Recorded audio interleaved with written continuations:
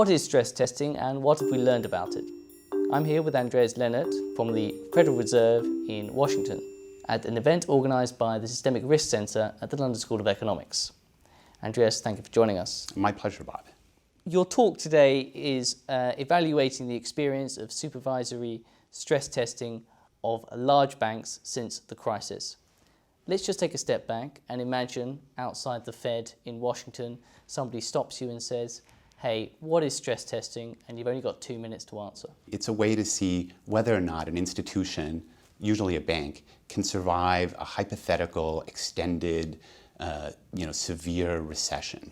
So we try to imagine some fairly catastrophic environment in which the bank is going to be operating, and we ask the question, how much money is this bank going to lose? Is it going to be able to survive this stressful environment? We're here at the Systemic Risk Centre looking at stress testing. There have been stress tests that have happened in the past, but then in the past, only a handful of banks have failed.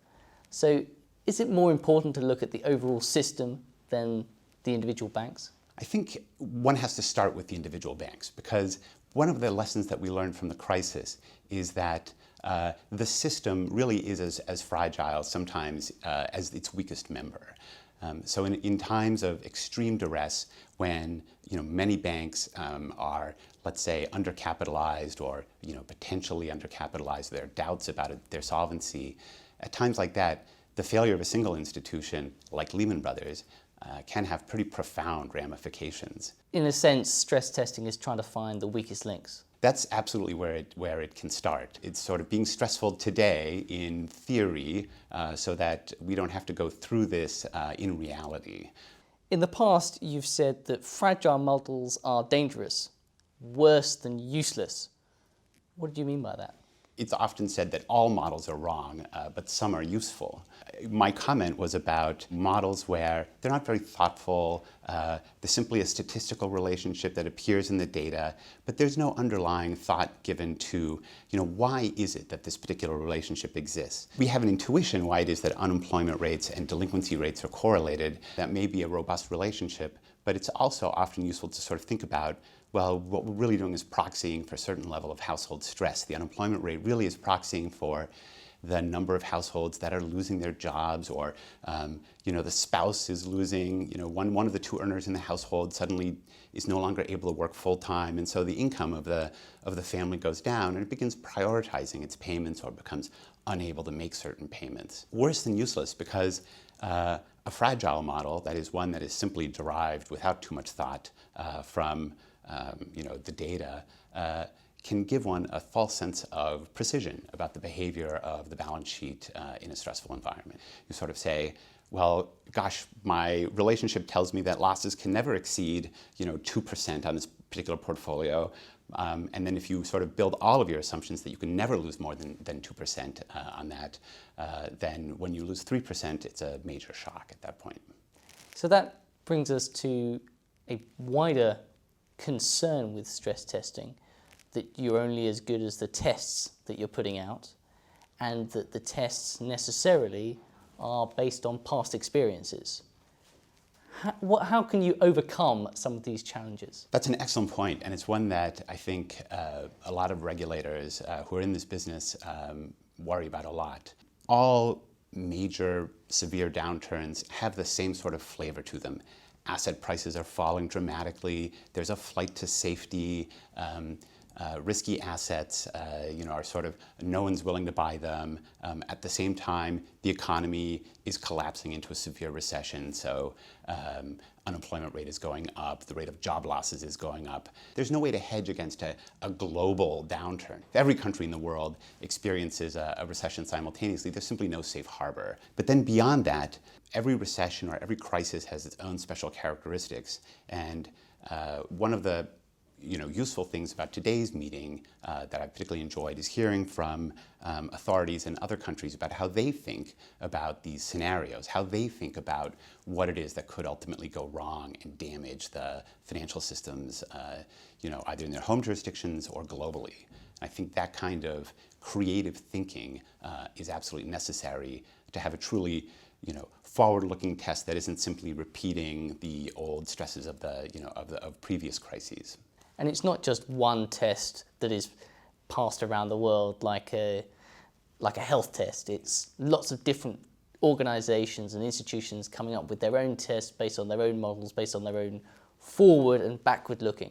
That's right. I'd say one of the major innovations that's occurred since the financial crisis is that there is this kind of community of people that engage in stress testing, who share ideas, share theories about what the problems are, and implement their stress tests in slightly different ways. I think before the crisis, stress tests were used, but they were more used in a kind of back office fashion. They were not a particularly high profile event.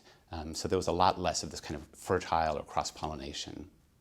Let's turn now to the topic of today's talk. Is it fair to say you're talking about stress testing and what we have learned from it? That's right. Some of the participants in the conference referred to the difference between wartime and peacetime. So wartime was something that I think a lot of European countries, the United States, went through in the sense of a financial crisis. And in that environment, stress tests play a very important role of explaining in a credible way just how bad the banking system or the financial system, just how large the losses are, just how bad it can get. Now that we've moved beyond that stage and we're well into an economic recovery, stress testing has become part of routine process for regulators and for financial authorities that are accountable for financial stability. So the question is, we've been doing this for a few years now. What are some of the early concerns that we had? Did they prove out? What are some things that we didn't really anticipate that have emerged? What are the key takeaways from this thinking? In my paper with Bev Hurtle, an economist at the Federal Reserve Bank of New York, we looked at our experience designing a whole system that's based on stress testing. So there's a question.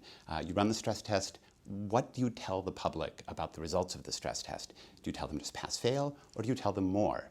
One of the things we found is that if you start telling the public more, in some sense that's a virtuous cycle where you build credibility for the overall program of supervision, which hopefully will make bank capital ratios and sort of the solvency of the banking system a more credible and hence less prone to panics and crises of confidence. And will that work in wartime as well as peacetime? Yeah.